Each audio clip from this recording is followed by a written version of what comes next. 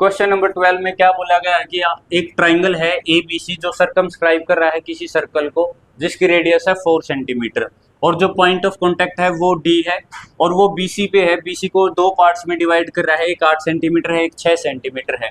Triangle की दो sides A सी और ए बी हमें फाइंड आउट करनी है। अब इनको फाइंड आउट करने के लिए क्या किया मैंने, कुछ इंपॉर्टेंट कंस्ट्रक्शन की। सबसे पहले फर्स्ट थ्योरम क्या कहती है, रेडियस परपेंडिकुलर होती है पॉइंट ऑफ कांटेक्ट पे। तो जितने भी पॉइंट ऑफ कांटेक्ट हैं, 3 पॉइंट ऑफ कांटेक्ट हैं, तो 3 मैंने रेडियस ड्रॉ की।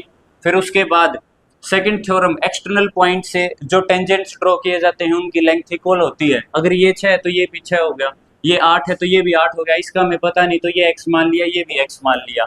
ठीक है, अब हमारे पास ये कंप्लीट साइड की अगर मैं बात करूँ तो ये हो गई x + 6, इसकी बात करूँ तो ये हो गई x + 8 और ये हो गई 6 + 8 यानी कि 14 सेंटीमीटर। फिर हमने और कंस्ट्रक्शन की इसमें, उस कंस्ट्रक्शन में क्या किया, सेंटर को एक्सटर्नल पॉइंट से ज्वाइन कर दिया। 3 एक्सटर्नल पॉइंट है, तीनों को सेंटर से ज्वाइन किया। तीनों को ज्वाइन करने के बाद हमारे पास 3 मेजर ट्राइंगल्स आ गए, एक ट्राइंगल BOA, एक ट्राइंगल COA और एक ट्राइंगल COB। तीनों ट्राइंगल्स का एरिया अगर मैं ऐड करूंगा तो इस बड़े ट्राइंगल के एरिया के इक्वल आएगा। इसी चीज को मैंने पुट किया।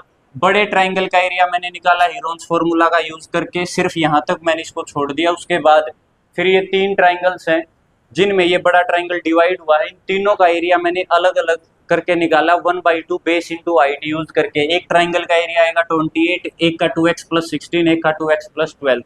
तीनों का एरिया मैंने ऐड किया तो इस बड़े ट्राइंगल के एरिया के इक्वल मैंने पुट किया। ठीक है, फिर इसको मैंने आगे सिंप्लीफाई किया, दोनों तरफ स्क्वायर किया, स्क्वायर से रूट कैंसिल आउट हुआ, इसको a + b का होल स्क्वायर इससे ओपन किया।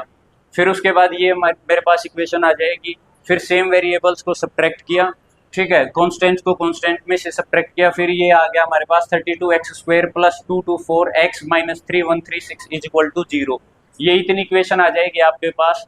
अब आप चाहो तो कंप्लीट इक्वेशन को 16 से डिवाइड कर सकते हो, बाद में 2 से डिवाइड कर सकते हो, या डायरेक्ट 32 से डिवाइड कर सकते हो दोनों तरफ, या 32 को कॉमन ले सकते हो, तो आपके पास आ जाएगी ये इक्वेशन। फिर इसको मिडिल टर्म को स्प्लिट किया, 7x को 14x - 7x में, यहाँ से x की 2 वैल्यू आ जाएंगी, एक 7 और एक -14। -14 हो नहीं सकती तो इसकी जो वैल्यू है वो क्या हो जाएगी, 7। अब 7 अगर वैल्यू होगी तो AC क्या हो जाएगा, 7 + 6 यानी कि 13, और AB हो जाएगा 7 + 8 यानी कि 15।